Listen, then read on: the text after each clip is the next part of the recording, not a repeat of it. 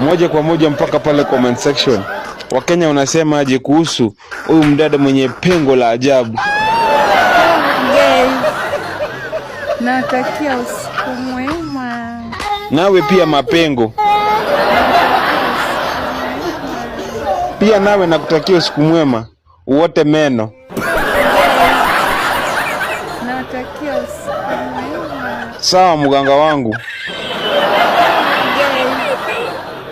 Natakia usiku. Mchana Zuchu, usiku mchawi.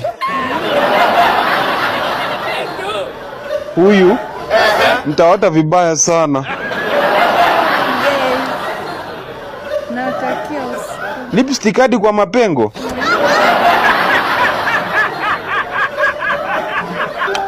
Sasa wewe unataka niendelee?